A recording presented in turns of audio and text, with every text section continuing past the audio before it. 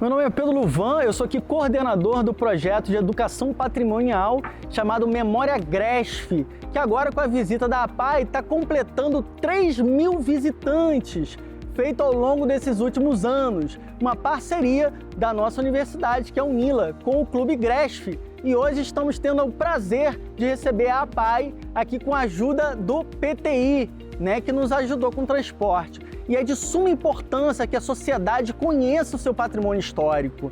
É necessário atividades pedagógicas para a população poder valorizar e conservar a sua riqueza cultural. Então, nos casos aqui, estamos no aeroporto do Parque Nacional do Iguaçu, que é uma joia para o patrimônio histórico de Foz do Iguaçu. Então é sempre um prazer estar recebendo aqui a comunidade. Hoje a APAI, muito especial para nós, está recebendo a APAI, não é a primeira vez, mais uma vez nessa parceria de sucesso com a APAI, está podendo falar um pouco do nosso patrimônio cultural, porque a gente apenas consegue valorizar aquilo que a gente conhece, Então é um prazer enorme aqui completar 3.000 visitantes aqui dessa parceria de sucesso. Respeitável público, sejam todos muito bem-vindos ao outrora Aeroporto do Parque Nacional do Iguaçu. Eu sou o aeronauta Pedrinho, serei seu piloto hoje por um voo pela história de Foz do Iguaçu. Então, por onde começar a contar essa história? Pelo Santos Dumont? Pelo Cabeça de Vaca? A gente começa a contar a história aqui do Gresf há 20.000 anos atrás, antes da chegada dos primeiros seres humanos. Antes de chegar os primeiros seres humanos, tinha um tatu gigante que morava nessa região, que é o Gliptodonte. Ele era do tamanho de um carro, de um Fusca. Ele fazia tocas gigantes por toda essa região. Além do Gliptodonte, nós tínhamos o nosso amigo Megatério, a preguiça gigante, que é o Megatério, que tinha por toda essa região também. Além do Megatério, nós tínhamos o Mastodonte. Que isso, Pedro? Como assim? Tinha elefante? Tinha elefante, porque, pessoal, tem um rio que passa bem aqui. O mamute é no hemisfério norte. O mastodonte é aqui no hemisfério sul, Tem um rio que passa aqui perto e nesse rio tinha migrações, de grandes elefantes. Foram encontrados fósseis aqui no Rio Paraná. E além do mastodonte, nós temos o Smilodonte, que é um antigo tigre dentes de sabre, que é o tataravô da onça pintada lá do Parque Nacional do Iguaçu. Além disso, tínhamos um hipopótamo também, que é o Toxodonte, que também habitava essa região e migrava ao longo do Rio Paraná. E para encerrar, foi mais ou menos nesse contexto que começaram a chegar os primeiros Homo sapiens, subindo o Rio Paraná e passaram aqui no Gresf pela primeira vez, há 12.000 anos atrás. Chegaram as primeiras ondas de pessoas vindo aqui, passando aqui no Gresf. E aí, Pedro, mas como que eles moravam? Eles faziam umas casas subterrâneas por toda essa região, que era para eles se aquecer do frio. E quando faz calor também, e ele ficava dentro da casa dele, que era tipo um ar-condicionado, Porque ficava mais fresca a temperatura, dentro das casas subterrâneas dos primeiros iguaçuenses a morar aqui na nossa cidade, Então, nesse caminho ao longo do tempo, tinha um caminho chamado Peabiru.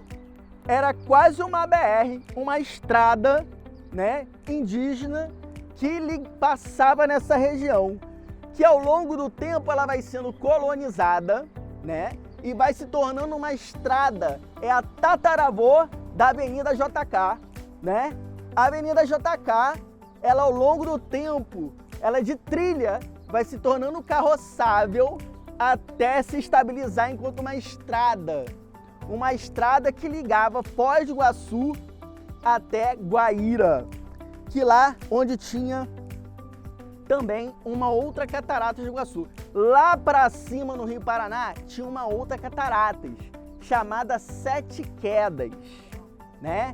Sete Quedas, que está debaixo d'água, do lago de Itaipu. Então tinha as cataratas de Itaipu e tinha as Sete Quedas. E aqui passava uma estrada que ligava essas duas, né? E aí o que acontece? Foi necessário fazer um aeroporto para ligar Foz do Iguaçu a Curitiba, ao resto do Brasil, né? Porque daqui até Curitiba era 8 dias de cavalo para você ir até Curitiba, né? Então você faz o quê? Coloca um aeroporto aqui e fica 4 horas, né? Então foi assim que aconteceu o primeiro pouso, o pouso do Pássaro Vermelho, o primeiro avião de Foz do Iguaçu. Vou declamar para vocês o poema do Pássaro Vermelho, né? Que foi a narração da emoção do primeiro avião de Foz do Iguaçu aterrissando pela primeira vez. Então, a Otília Schmelfen, né, que é a filha do primeiro prefeito de Foz, ela escreveu, né, a emoção que foi. E a partir desse poema, a gente usou para fazer um monumento do Pássaro Vermelho. E foi o seu ronco que chamou a atenção, contra toda expectativa, lá para o lado norte, direção de Guaíra, quando um pontinho negro que se divisava ia crescendo, o povo não se conteve e prorrompeu em gritos, acenos, risos e lágrimas, enquanto o Pássaro Vermelho vinha peneirando no ar, no problema da aterrissagem. Otília Schmelfen, 1935. Então é esse relato que a Otília nos deu da aterrissagem do Pássaro Vermelho. E a população de Foz do Iguaçu, tão agradecida, fez uma homenagem para eles, né? Que é a Festa da Asa. Saiu esse evento nos jornais da época, ó. Uma grande emoção que você tem dezenas de aviões aqui estacionados em Foz do Iguaçu. E aqui a gente tem um detalhe interessante também, que a gente fez a decapagem. Estão vendo aqui que tiraram um pouquinho da tinta? Então, porque veio o nosso amigo arquiteto fazendo a decapagem para poder identificar a cor original do prédio, né? Então essa janela também é muito importante, porque era aqui que era feita a inspeção da bagagem, né? Aqui que era a Receita Federal, porque esse aqui não é um aeroporto qualquer, é um aeroporto internacional, que pode receber voos do estrangeiro e para o estrangeiro.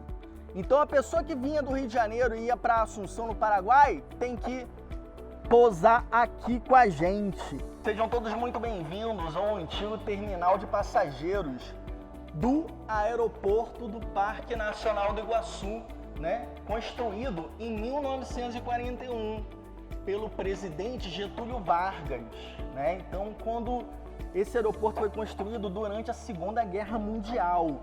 E esse azulejo também é muito importante pra gente. Por quê? Porque ele conta a inauguração aqui do aeroporto. Esse é o Balão Brasil, o primeiro balão do Santos Dumont, que é o pai da aviação, né?